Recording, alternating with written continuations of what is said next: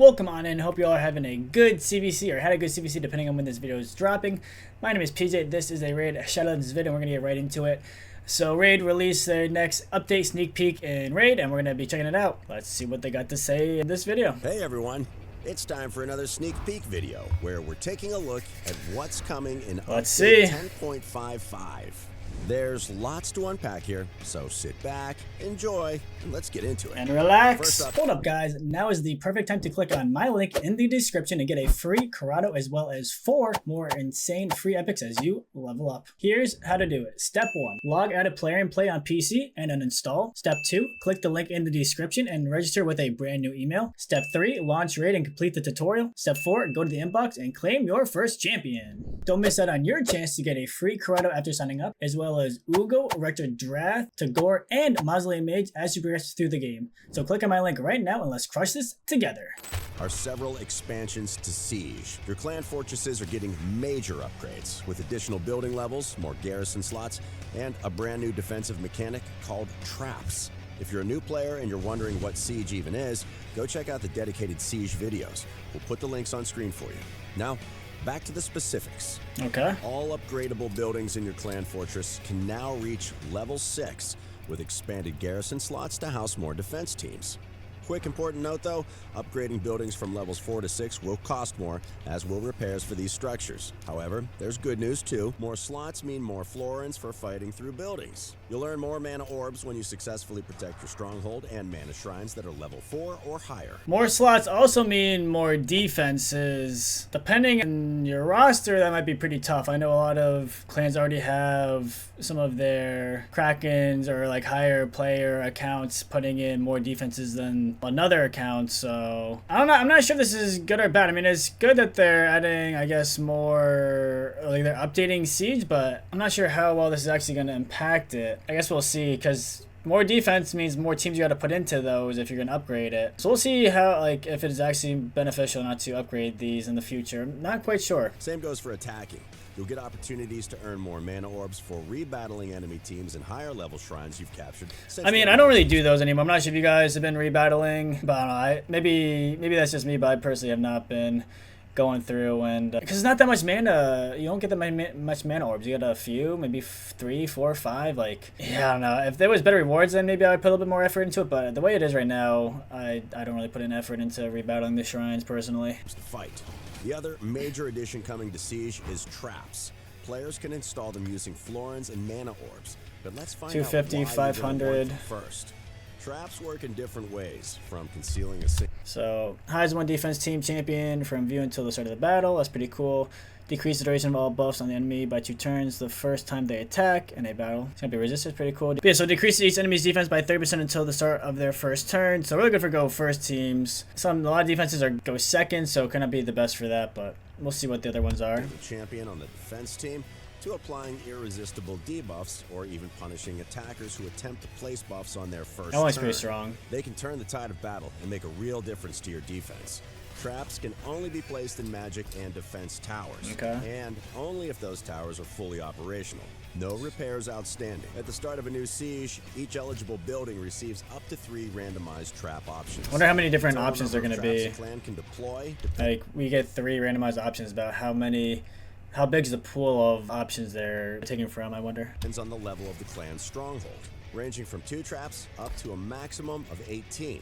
Any clan member can choose a trap, but it can only be applied to their defense. So I guess that's going to be one of the reasons why you want to level up your stronghold, is to get more traps for your defenses, which might be, like I said earlier, not sure if it's worth it because of the extra defenses, but maybe this is going to be one of the reasons why it would be a good idea to level them up. Any clan member can choose a trap, but it can only be applied to their defense team, and they're limited to 1 trap per siege. Okay, 1 per. Each have a maximum of 2 traps installed.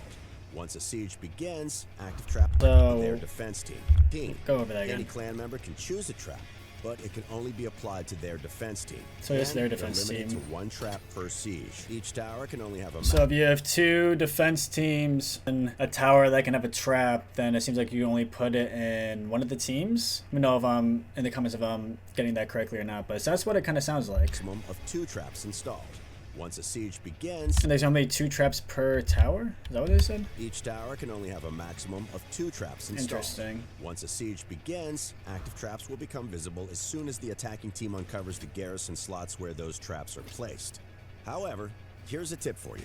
Only the first attackers who engages a defense team equipped with the trap will suffer the negative consequences. If they win anyway, great news. However, if things are looking bleak, your clan could always nominate someone to intentionally trigger the trap before sending someone more powerful in to safely clear out the defense team lying in wait. Alright, so I'm not really sure how I feel about this. I feel like it should be more than just the first fight. I don't know. I was thinking maybe for the entire time that it's up, the trap would be there. I guess the one thing is that if you do use one of your teammates to just throw in a random defense just for testing, then that means they're down a down a defense scroll, or I should say they're down an attack scroll, which I guess is pretty strong.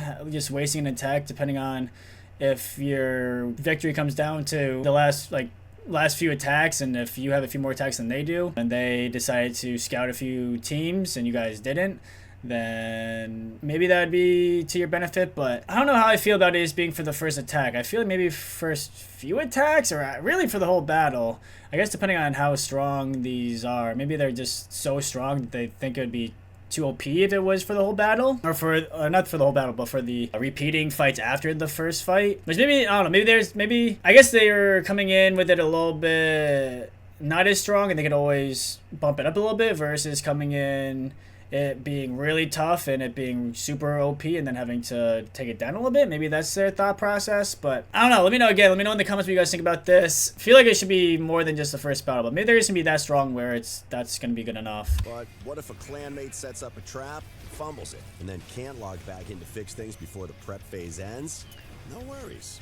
We've got you covered. One of the wait, let me back up there. What if a clanmate sets up in to safely clear out the defense team lying in wait? But what if a clanmate sets up a trap, fumbles it, and then can't log back in to fix things before the prep phase ends? Oh, this is not before the fight, or before the We've siege. got you covered. One of the quality of life improvements coming out with 10.55 will enable clan leaders to remove any misplaced traps or Nice. defense So you teams can remove during the traps prep and phase. defenses. That's If pretty this good. happens, affected players will get their resources back, and the on the clan Solid. fortress. Giving No leaders more control is restrictions for good. affected players either. They can immediately set new traps or assign champions to defense teams like nothing happened. Nice. And lastly, for That's good siege, stuff. we're introducing 2 new siege tiers. 7 and 8. Progression Cool. will work a bit. Rewards are going to be the same, at least for these rewards. Would have liked to see them maybe change it a little bit, give a little bit better rewards, maybe give 4 and 5 pieces. Watch out, I know. Hold your horses, maybe that's too much, but yeah, generally you like to see the rewards getting better as the tiers go up, and just having the last 3 tiers be the same, I feel like kind of defeats the purpose. I know that there's going to be the chest for winning is a better chest, but from what I saw before, it wasn't that much better, so we'll get to there in a second. But yeah, just for these rewards, I wish it would have been a little bit better than the normal tier 6 rewards. Differently. Once your clan accumulates enough siege points, you'll enter tier 7 automatically. To get into tier 8, your clan... So to get into tier 7, you must earn 5,000 victory points and win the previous siege. When in tier 7, fight along your clan and at least 30 siege battles to get your tier 7 rewards. So it looks like it's going to be you're in tier 6, you meet the requirements for tier 7, and then that next tier, or the next siege you go into would then be tier 7. You wouldn't be... So it seems like it's not going to be where if you get to that amount of points during the siege, you're just going to instantly go up to tier 7. You're going to have to win the siege, and then next siege, it'll be tier 7 or tier 8. It's not going to be like flowing like live arena. It's going to be more... Or sorry, it's not going to be flowing like classic arena. It's going to be more like 3v3, where you have to get at the end of the ranking system be into the enough points to level up or go down. So I guess that's good. Siege points. You'll enter tier 7 bad. automatically. To get into tier 8, your clan must win Probably the next good. siege using at least 30 attack scrolls. If your clan fails on either of these fronts, you'll be demoted back down a tier. Even if you lose, you'll still earn siege points, so ensuring you have the required amount to bounce right back into tier 7 is as easy as winning a siege. You'll want to put the effort in. You can get mythical gear rewards, So here's the as well as extra chest. clan points, unique avatar frames, and valuable crafting Avatar frame's kind of materials to cool. get relics from 50 legendary mats, 75 epic, not even a full craft of an epic is ridiculous. Polarium, come on, where are the rewards? This is supposed to be the highest content in Siege, or not the highest content, but the highest rewards in Siege. 125 rare, terrible. Maybe throw 50 mythical in there, 100 legendary, 100 epic. You don't even need the rare, 100 rare, 200 rare. It's kind of bad. Like, I don't know if that's enough to really like push these. It's better than nothing. Like, in these 50 is nice, but come on, player. You're better than that. Okay, next up, we're talking balance changes. Nice, to Chimera. newest monstrous foe, the Chimera. The full Chimera. numbers and breakdown will be available in the release notes, so we'll keep it brief here. First up, the Ram form is getting a nerf. Huge. It'll now reflect less damage while under fear debuffs. And if it's under a true fear, it won't reflect any damage at all. That's amazing. I know the True Fear trial and just how it works for Ram is super toxic, very, very frustrating. The only way to really deal with it is unkillable or block damage. So now we have another option, Fear, True Fear. Sadly, Lydia is a Fear, not a True Fear, so she's not going to be having the full immune to the damage reduction. Or the she's not gonna be full immune to the reflect damage, but maybe it'll be enough to keep your nukers alive. But it's better than what we had, and then it brings a lot more value to True Fear now. So maybe teams are gonna be trying to get True Fear in the team versus Fear. Brings a little bit more variety to Chimera, and I think this is a really good change, step in the right direction. That's not everything. The Lockhorn's passive will now only increase the Chimera's turn meter by 25% Nice. instead of 50%. This passive's dumb. They should just get rid of the passive. To a fear debuff. Oh, but I guess it's and we're having only 20% better. HP bar for good measure buff. Oh, and we're having the dual HP bar for good measure. Having it. So they're cutting it in half. We'll see how much that affects it. Seeing the dual bar is really tough unless you have like specific champions like Galathea or someone that can eat his first hit and live the duel. It's pretty tough to get that trial, so we'll see how much that actually affects things. And we're having the dual HP bar for good measure. Okay. With all that said, don't get comfortable. The Ram form's accuracy is getting a buff, meaning your champions will find it harder to resist debuffs. Did we need that? Like, it's not like, oh, you have to nerf something, so you have to buff something else about him. It's not a give and take. It's okay to just give. You don't have to take, Polarium. I promise you. You will live if you give a little bit. It's not, you don't have to give, take, give a little bit, take. It just seems unnecessary. He's already going to be landing pretty much all the debuffs. And it's just making it that much harder to run a resist team. Don't think it was necessary. I think he would have been fine with the nerfs and not having to do that, but we'll see how it affects everything. Getting a buff, meaning your champions will find it harder to think resist debuffs. Not necessary. While the Ram form may be getting more tame, the Lion form is going in the other direction. We're increasing its base attack and giving it a guaranteed AoE attack with its Shred Reality skill. Plus, the second hit from Atomizing Roar will now ignore defense. Make way for the Apex Predator. Okay, so this is interesting. This is not necessarily good and bad, but I guess good and bad.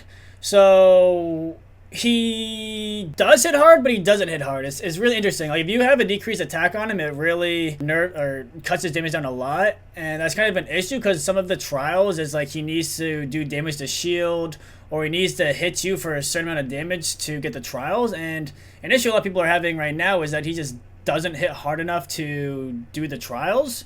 So on the bright side, this might be good for us for trials, that now that he's hitting a little bit harder, maybe even with the decreased defense, or maybe even with the decreased attack, or if you have increased defense, he'll still hit hard enough for him to break the shield, or for him to do damage to get the trials. The one downside is that he can hit pretty hard as well. Like, I've had times where he's like one shot a couple of my members of the team if Necmo doesn't get the decreased attack, depending on the affinity.